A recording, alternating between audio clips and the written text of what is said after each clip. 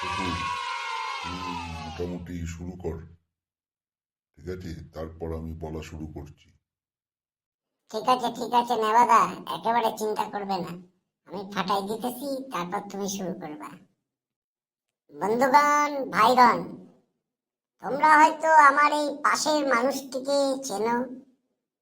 ইনি হচ্ছেন আমাদের এমএলএ মহাশয়, স্বর্গীয় নেবুদা।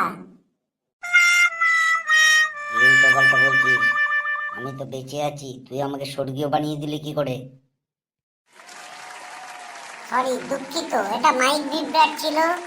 ইনি স্বর্গীয় নয়, ইনি আমাদের শ্রীমান নেবুদা, যিনি গত 5 বছর ধরে অক্লান্ত পরিশ্রম কইরা আমাদের এই স্কুল প্রাঙ্গণের জন্য একটা টয়লেট তৈরি করেছে।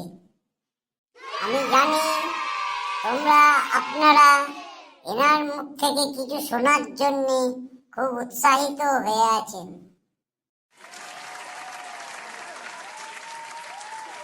আমি নেবুদাকে বলবো, আপনার কিছু সদুপদেশ আমার এই ভাইদের, মানে স্কুল স্টুডেন্টদের মধ্যে কিছু বলতে, যাতে ওরা ভবিষ্যতে আরো বড় হতে পারে।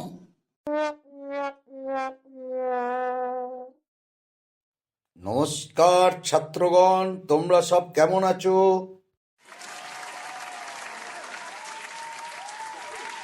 ছাত্রগণ, তোমাদের মনে যদি কোনো প্রশ্ন থাকে, নেবুদাকে কিন্তু সবসময় করবে। নেবুদা খুব কাছের লোক, যে কোনো প্রশ্নের খুব সুন্দর উত্তর উনি দিতে পারেন।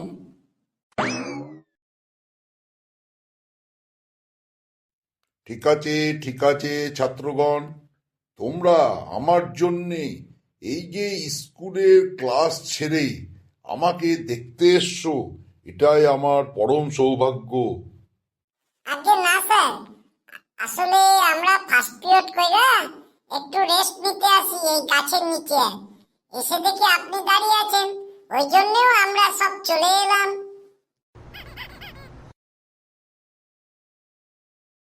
যাক যাক, আমাকে দেখে যে তোমরা এসছো, তোমাদের ভাগ্য খুব ভালো।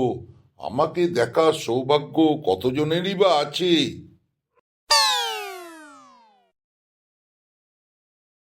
কেন স্যার, আমার পাশের বাড়ির ঘরে একজন তো দেখি আপনার ফটোতে মালা ঝুলাই দিয়েছে, আর প্রতিদিন আগরবাতি দিয়ে আরতি করে আপনার ওই ফটোর সামনে।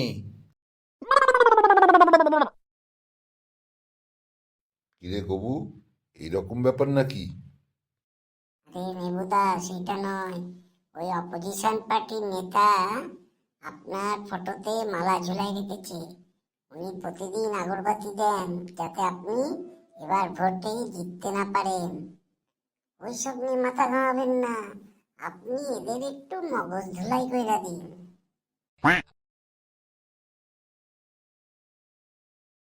আরে না না, এগুলো খুব ছোটখাটো ঘটনা। আসলে অনেকে আমাকে না ভগবান বলে মনে করে। আমি তো দর্শনই দিতে পারি না তাদের, ওই জন্যে ফটো দেখে ওরা শান্তি পায়। আসলে কি বলতো ছাত্রগণ, গত 5 বছরে আমি তোমাদের সঙ্গে দেখা করার একেবারে সময় পাই নাই। এই ভোট চলে এলো, আমি ভাবলাম তোমাদের সঙ্গে একটু দেখা কইরা নি, যাতে তোমরা বাড়ি গিয়া বইলা দিতে পারো এমএলএ সাহেব এই টয়লেটটা বানাই দিয়াছে, সুতরাং ভোটটা যেন আমারই দেয়।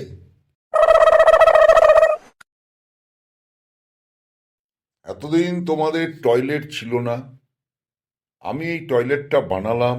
এবার তোমরা মনের সুখে টয়লেটটা ইউজ করতে পারবে। কিন্তু মনে রেখো, যখনই টয়লেটে যাবে, যে নেবাদা বলে একজন ভদ্রলোক ছিলেন, তার কথাটা কিন্তু মাথায় রাখবে। বাড়িতে গিয়ে মা বাবাকেও বলবে। ও, আর একটা কথা, আগে স্যার, এই টয়লেটটা তো ছিল গত 1 মাস ধরে বন্ধ ছিল।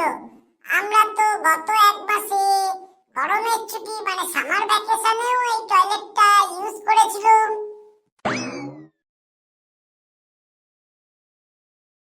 কি বলছে রে বেসু? এই টয়লেটটা নাকি আগে থেকেই ছিল। তাহলে আমি ওই 70,000 টাকা কোথায় দিলাম?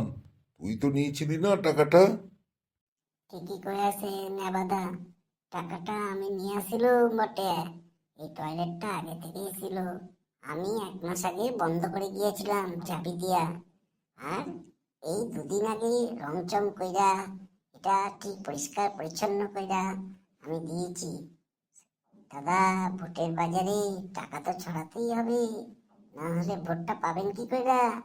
70,000-এর মধ্যে মোটামুটি সবই খরচ করে ফেলেছি ওই পাড়ার ছেলেদের দিয়া।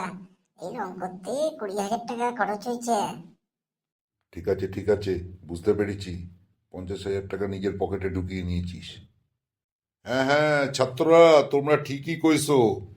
যাই হোক, এই যে টয়লেটটা রং চং কইরা এখন নতুন কইরা তৈরা করে দিলাম, একেবারে নতুনের মতন লাগতেছে। আগামী দিনে তোমরাই এটা ইউজ করবে, তোমরাই ব্যবহার করবে, এটা তোমাদের সম্পত্তি।